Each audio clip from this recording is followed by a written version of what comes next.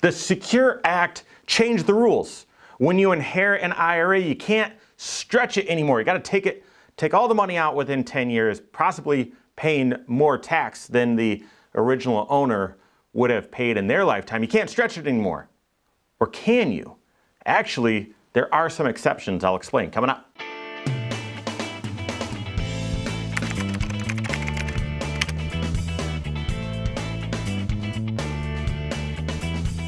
My name is Mike Bernard. I'm the host of the Wise Money Show. I'm also one of the certified financial planners right here at Korhorn Financial Group. Make sure you hit that subscribe button, turn on notifications, and smash that thumbs up button.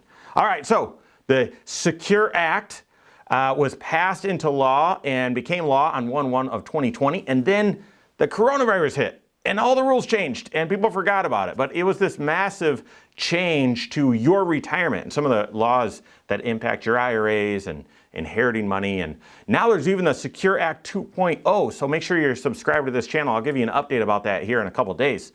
But the Secure Act changed a whole bunch of things, but what it also did, what was a big tax planning issue, or became a big tax planning issue, is it removed the ability to do a Stretch IRA. Now, is that some special type of IRA? No, here's how that works.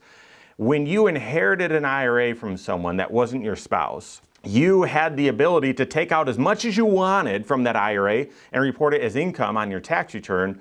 But if you didn't want to take out a lot, you could take a required minimum distribution based on your own life expectancy in most cases and draw just a little bit out from that IRA, from that inherited IRA for the rest of your life, okay? And again, you could always take out more than that and claim that amount on your tax return. But if you were really trying to be tax savvy, trying to be tax sensitive, as long as you took out this required minimum amount, you could just take out that little bit every single year of the rest of your life and leave the rest of it to grow tax deferred, and could really manage your taxes on an inherited IRA, an account that had been tax-free, tax-deferred for the original owner's entire life, and you could stretch that out over your life as well. So that's the Stretch IRA.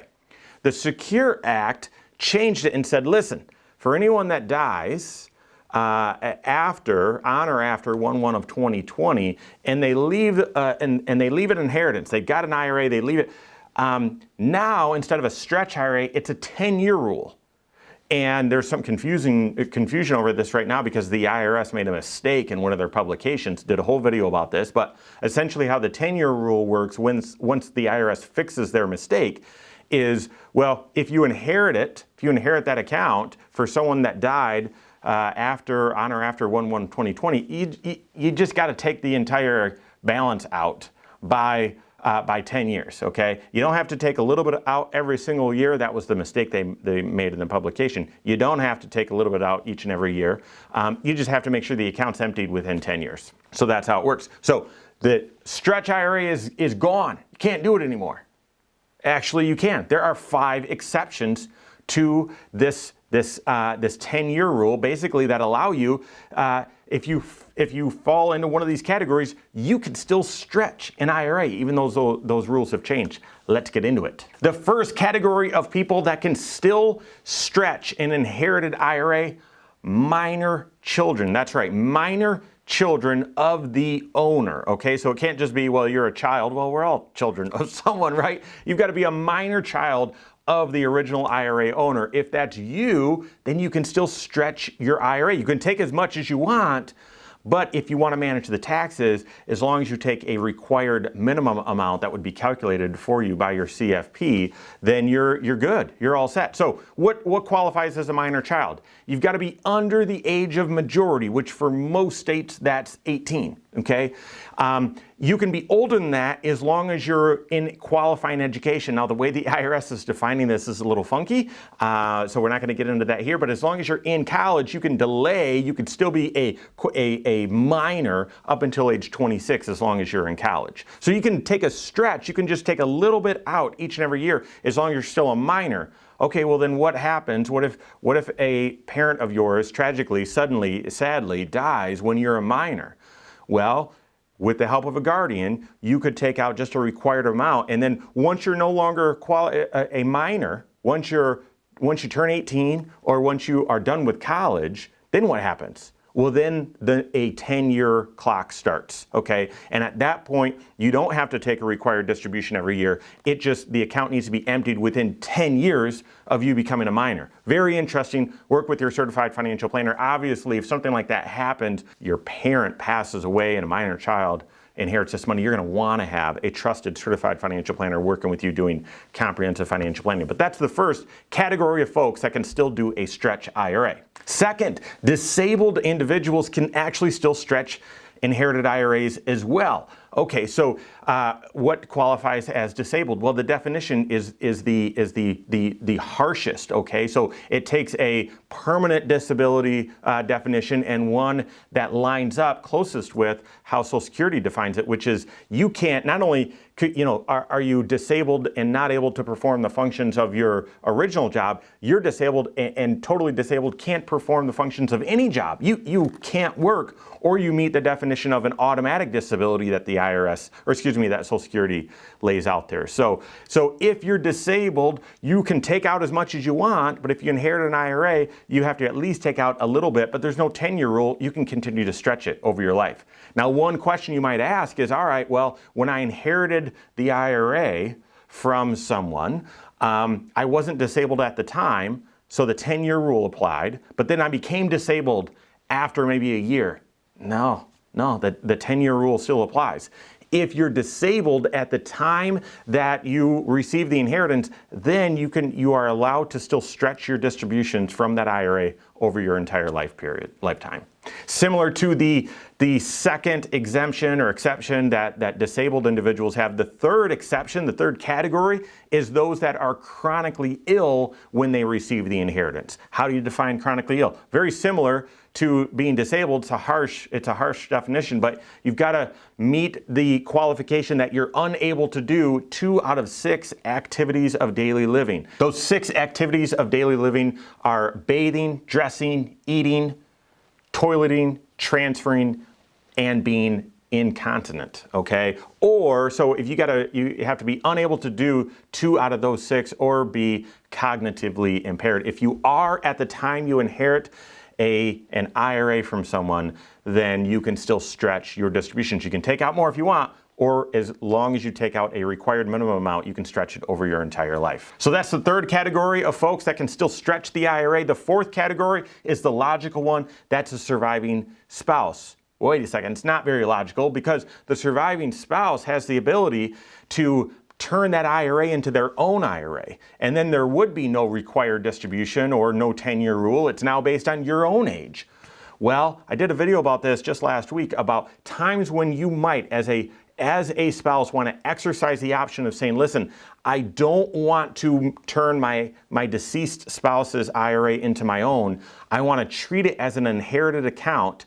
And if you do that, if you treat it as an inherited account and you're the spouse, then you are allowed to stretch your distributions over a lifetime. Now, you have to take distributions each and every year, required minimum amount, and you can always take more than that, but that would allow you to still stretch that IRA. If you're saying, well, why would anyone ever want to do that? I did a whole video about it, but the most common example is, all right, what if you are a surviving spouse and you're younger than age 59 and a half, and you need that money? You need to use some of this money. You might want to use some of this money. If you turn their IRA into your own IRA and you're not yet 59 and a half, there's a penalty if you try and use that money. There's a penalty. If you leave it as an inherited account, yeah, you're going to have to take a required distribution each and every year. But when you take required distributions or when you take distributions, there's no 10% penalty. So once again, work with your certified financial planner if you fall into that category. And then the last category, the fifth category of folks that, despite the Secure Act, getting rid of the Stretch IRA, making it the 10-year rule, these 5 categories of people can still do a Stretch IRA. The last category is someone who is within 10 years of age, so not 10 years younger than the original deceased IRA owner. So what's that all about? Well, here's a scenario, okay? So pretend that an individual, a female, is already a widow or maybe was never married and doesn't have any kids. And so when she passes, she's going to leave her IRA to her sister, who's 2 years younger than her. So if that sister, if the original owner is in her 80s and is taking required minimum distribution, drawing it out, the IRS put this rule in place so that when that person dies, if she leaves it to her sister, who is also in required minimum distribution age, they can just continue that required minimum distribution and stretch it out. There's no requirement that all of a sudden they can just stop. They can just stop withdrawing money out of this IRA because of this new 10-year rule, as long as they pull it out within 10 years. Now, if you're within 10 years, if your birth date, your age is within 10 years of the deceased original owner, then you are still allowed to stretch it. Sort of obscure, hopefully that example helps. But that's the fifth individual, the fifth category of individual that can still stretch. So what does this mean to you? I think the biggest point is, listen, even though this rule changed because of the IRS, there's always exceptions. I mean, let me say it differently. Typically, there are exceptions to every rule, okay? And oftentimes there's exceptions to exceptions. This is crazy, very, very complicated. The tax code in the United States is the most complicated tax code on the entire planet. So work with a certified financial planner whose job is to bring creativity to your situation. Does that mean they'll be able to creatively come up with a solution to every problem, help you avoid tax and all that sort of stuff? No, but it's their job to analyze the tax code and all sorts of other financial information to be able to apply creativity to your financial situation and help you navigate your financial life. So that's the job of your certified financial planner. If you don't have a CFP on your team, contact one on my team. You can find us online, corehorn.com, that's Corehorn with the K, wisemoneyshow.com, you can find us there as well, or just give us a call, 574-247-5898. All right, there you have it. Go out and take your next wise step in your financial life.